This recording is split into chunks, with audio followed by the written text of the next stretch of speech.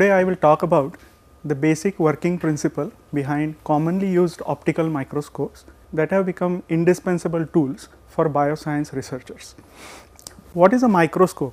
In its bare bones form, it is simply an imaging system that provides us sufficient magnification. So, you may have this object that you want to see, which is illuminated by a beam of light. Then you have a lens, and this lens forms an image. The equation for this image formation is something simple that all of you must have learnt in high school. So, this is 1 by u plus 1 by v actually equal to the focal length 1 by f of the lens system. What you do is that generally you put a imaging sensor here like a CCD or CMOS array, and if I think of dividing this image field into a XY grid, then each of these pixels here transmits different amount of light, and so when I look at this image, each pixel receives different amount of light, and I can arrange these numbers as per the light received and then display it on a computer screen. So, if a pixel receives more light, I will put a bright spot on the screen. If a pixel receives less light, I will put a darker spot on the screen. So, as a whole, when I have this picture displayed, it gives me a sense of some image that is formed on the sensor. In another more popular form of imaging system, which is currently used, is what is known as infinity focus system.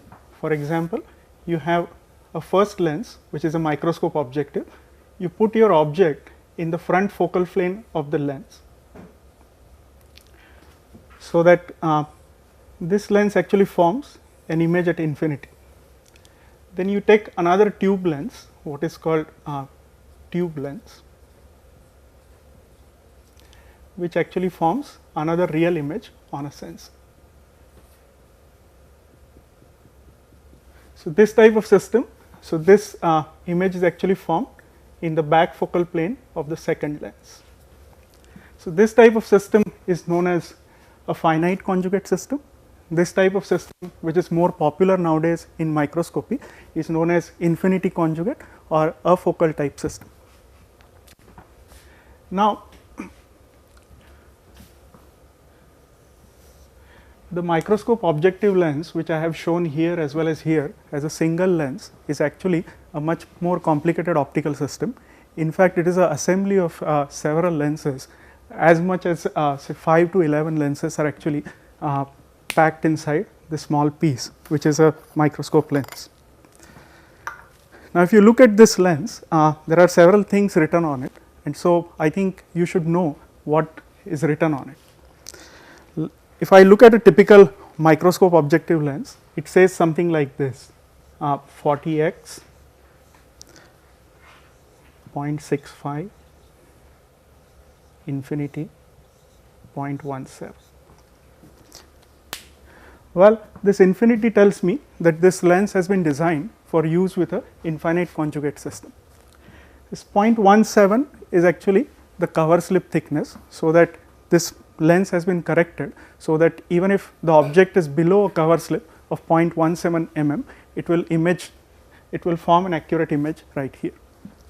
The third point here is 40x. What does it mean? It is actually a magnification. In this kind of system, which is finite conjugate system, this 40x is equal to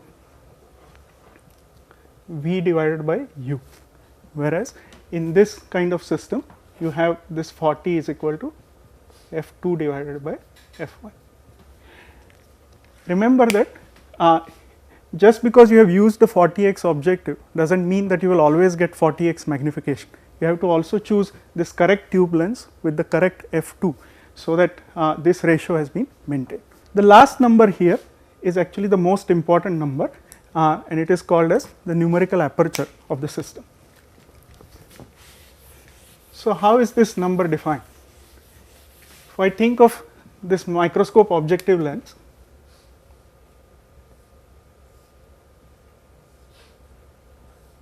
and I have this object here that I am looking at.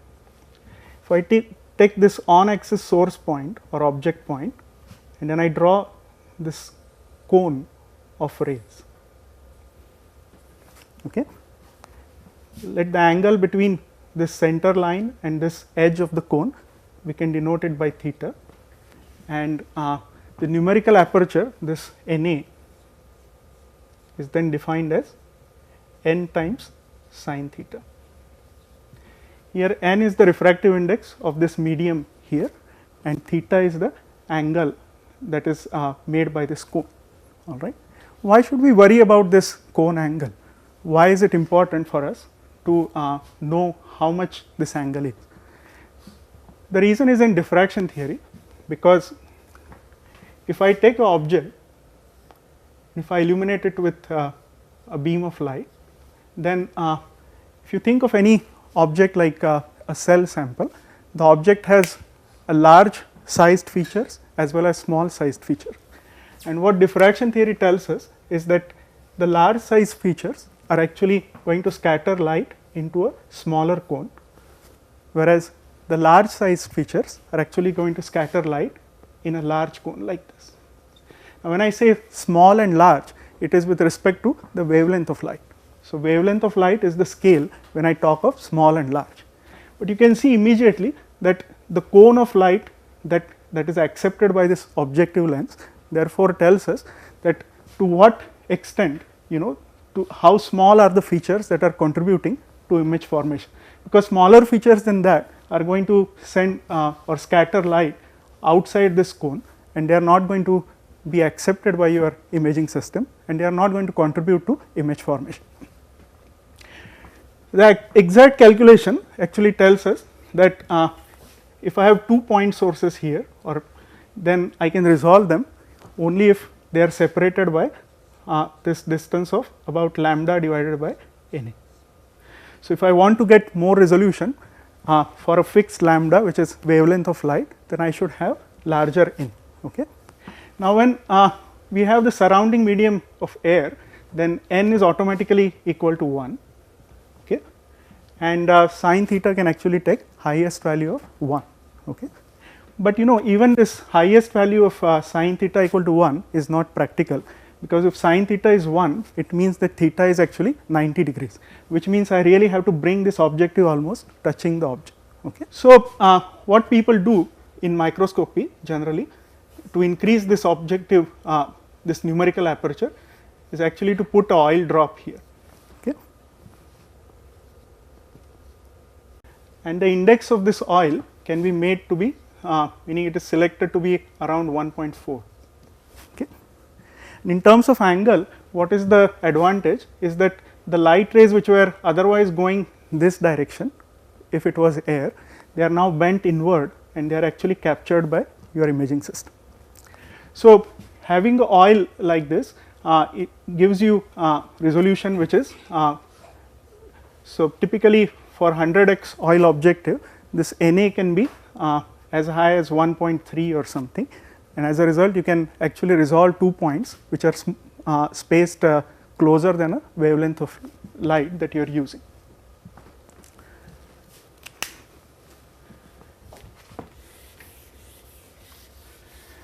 Another form of microscope that is commonly used by everybody in biosciences is what is known as the fluorescence microscope. What is fluorescence microscope is that you have this object, and in that the cells in it, you are already tagged them with some fluorescent molecules, and the illumination in this case is typically blue light, which actually excites these fluorescent centers, and the excited light will be typically green in color, because the fluorescent emission is at a smaller energy than the energy of blue photons. So, out here if these green fluorescent centers are generated, out here you will have light from both the fluorescent centers, which is green, as well as this blue light that goes in. And so, what you can do is you can put a color filter,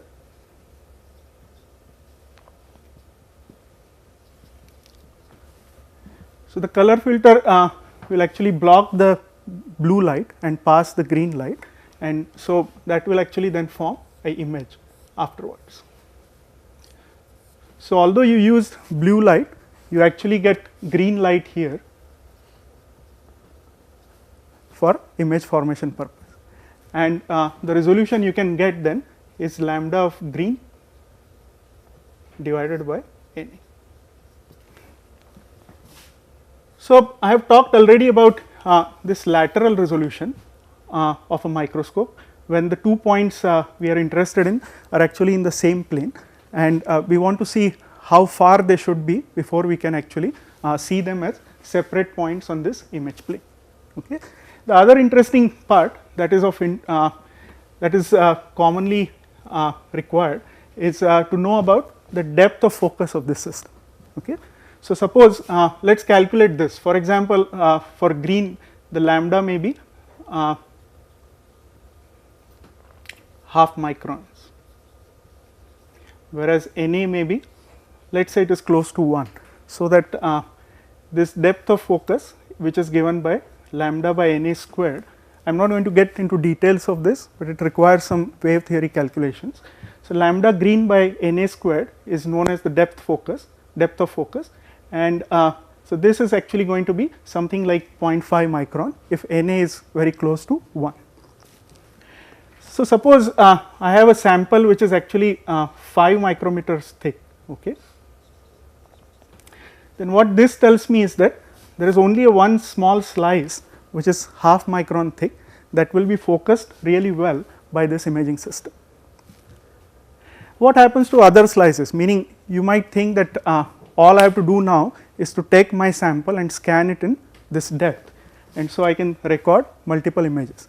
But unfortunately that does not work, because when you form a focused image of this slice, there are other slices as well and they form blurred images, and so the total image here is a focused image of one slice and a blurred image from other slices. So, these blurred images actually create noise, and so what you really want to do now is to accept light only from this one slice of your sample which is of half micron thickness, and then reject the light from all other slices. If you are faced with this type of situation where you have a thick tissue sample and you are interested to image slice by slice, then what you should use is known as a confocal microscope.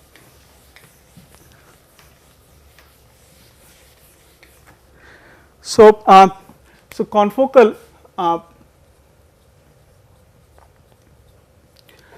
confocal system is geared to actually accept light from one small layer of your sample of this thickness and reject light from all other layers. How does it do that?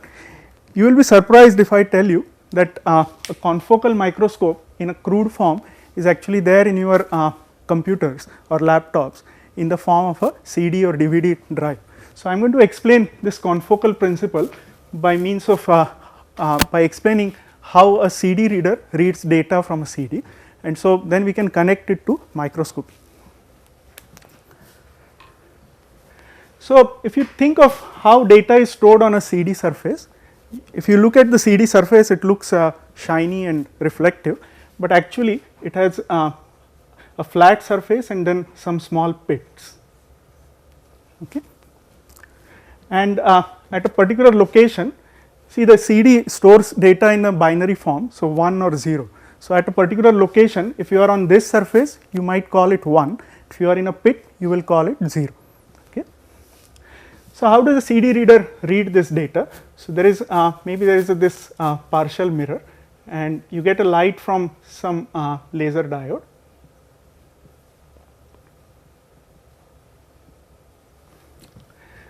So, this light is actually focused by a lens.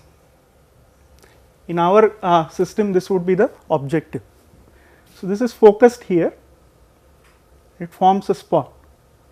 Now, this surface is really shiny and like a flat mirror. So, this spot is then reflected back. So, it is reflected back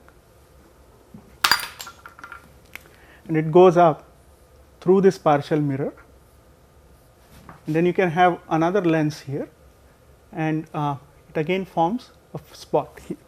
Okay. At the location of this spot, you can actually put a small pinhole. So, it also accepts light only from a small area, and behind the pinhole you can have a photodetector.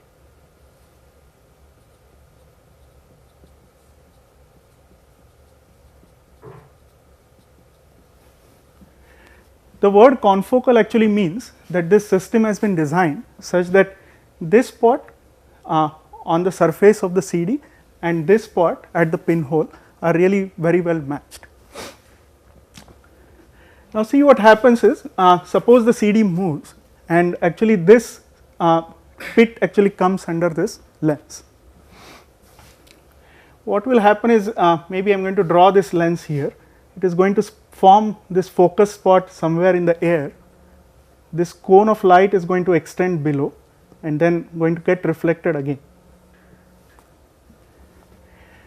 Now, looking at this system here, it is not going to form a nice image at the location of this pinhole, because now the equivalent source is not at this location, but somewhere below, and so it is going to form an image somewhere before this pinhole, and at the pinhole you are going to get a large cone of light.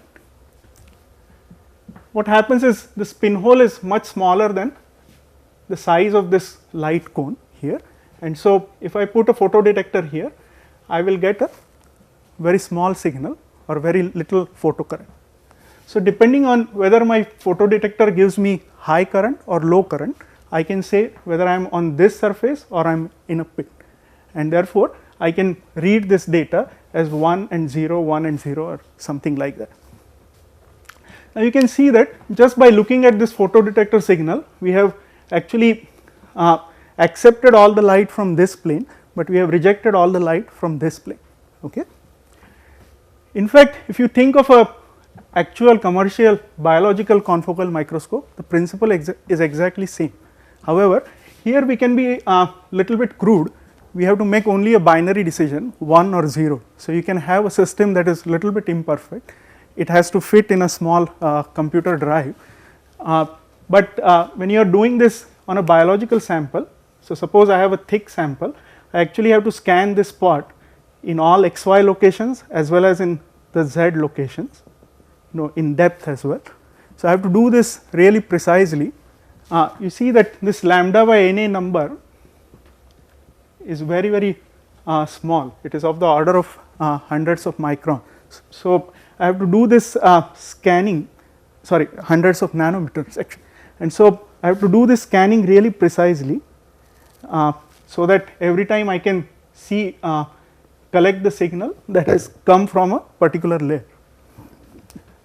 Now, this precision in XYZ scanning as well as the lasers that you have to use and lot of other accessories and software, they together make a big system, and actually the cost of a commercial confocal microscope is about 10,000 times higher than the CD drive. Okay. So, the engineering, the precision engineering required is not unimportant, it is very, very important to give you what you are looking for, because you really intend to get a stack of images that are very, very fine, precise, and give you a very good idea of what is there in this thick tissue. So, with this I will stop today. We have discussed the main bright field microscope that is used commonly.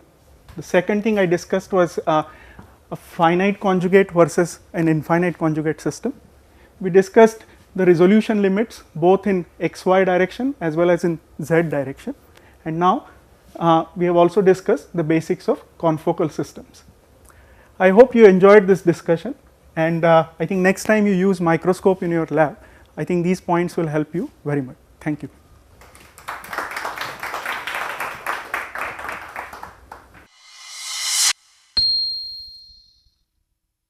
If the lens is moving, then this problem of it like really facing the dish never happens, because you are actually adjusting the lens to one plane only. Yes, you are adjusting it to one particular plane, but when you look at it this way, then that is the plane from which all the light will be collected by your pinhole.